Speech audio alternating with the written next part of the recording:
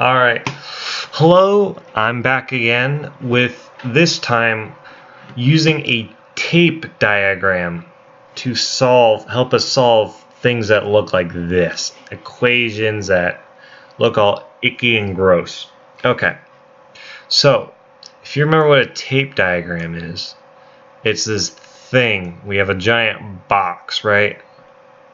And then we divide that box into two. So we have our top part and our bottom part. Top part tells us what our bottom part equals when we add the stuff on the top together. So we're going to be adding two things. So I'm going to put a straight line right down. Okay. Now, when we do this and we have parentheses and a number outside the parentheses like we do here, right? We're going to be doing something special with our tape diagram. So we're going to be taking that number on the outside of the parentheses, which I have underlined in red, that 3, and we're going to be putting it right in front of our top box. Okay?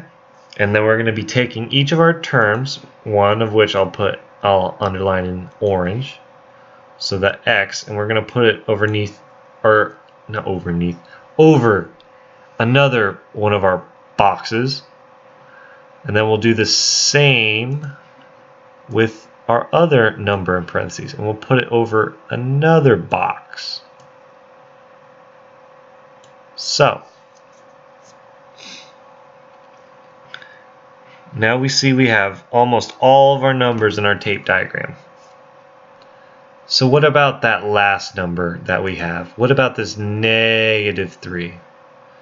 So this -3 is the total, or what this whole gobbledygook over here equals. And we put that down here. We put that -3, that thing on the other side of the equal sign, in our bottom box. Alright. So now, you might be thinking, what do we put in our top boxes? Well, to do that, we have to multiply this number here on the left times our stuff on the top. So we do 3 times x. Now, we don't know what x is. It's unknown. It's a variable. We just leave it as x. So we put 3x. It's 3 times something. We don't know what that something is, so we just leave it as x. We have 3 x's. Next, to find what's in our other box, we go 3 times 5. We know that is 15. So the next thing we do is we add what's in our top boxes together. So we'll write 3x plus 15. And that equals the thing in our bottom box, which is -3. So we're going to put that over here. Now, when I solve problems like these, I always want to get my x term by itself. That means anything that's being added to it or is being subtracted from it needs to be moved to the other side of the equal sign. So what I like to do is I like to box what I'm going to move. Right? And then I draw an arrow to the other side, so I know it's going over there.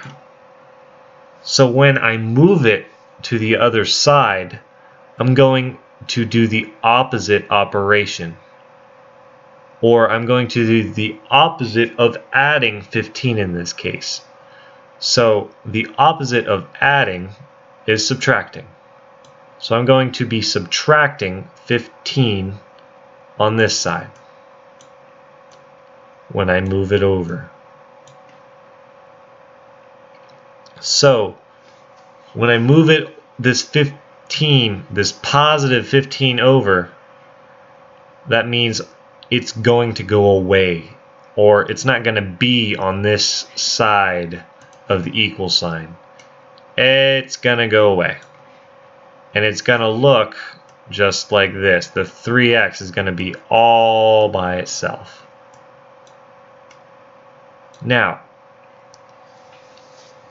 if we remember, when we have a negative number minus another number, and that is what's happening right here, right? We can think of it as we're adding 3 and 15, which we know is 18, and then we can just plop a negative because we know that this thing is just getting more and more negative. It's going down. We're getting a bigger negative number. So we can treat it like adding 3 and 15 and then just putting the negative, because it's a negative thing. It's a big negative number. So the next thing we do is we divide by what's stuck to x. If it's in the top, which it is. Notice that our 3 is right next to our x. It's not beneath it, it's right next to it. So we have to divide by what's stuck to it to get rid of it. Because we're saying 3 times x. We want to do the opposite to get only 1x. So we want it to be just regular plain old x. So we have to divide because that is the opposite of multiplication. So we divide both sides by what's stuck to x. So we're dividing both sides by our good old pal 3. Right? Because that's what's stuck to x. Now, if you recall, I'm going to write it over here now. So now we'll get just one old regular plain x equaling something. So if you recall, I don't want you to think about the signs when you divide a negative number by a positive number. Don't worry about the sign. Just worry about the numbers first. So we just need to do 18 divided by 3. We know that that is 6. Now, let's use our knowledge of negative numbers.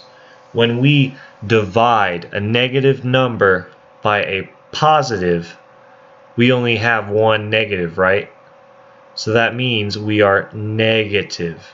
When we divide a positive by a negative, we get negative. Or when we divide a negative by a positive, we get a negative. The end result will be a negative number. So we will have a negative 6. So our answer for our whole thing for x is x equals negative 6. And that is how you use a tape diagram to help you solve equations that look like this gobbledygook that I'm boxing in tan.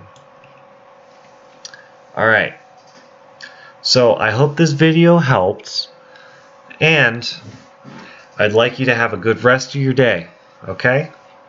Thank you, and I'm signing off now. Have a good one. Please enjoy the rest of your day.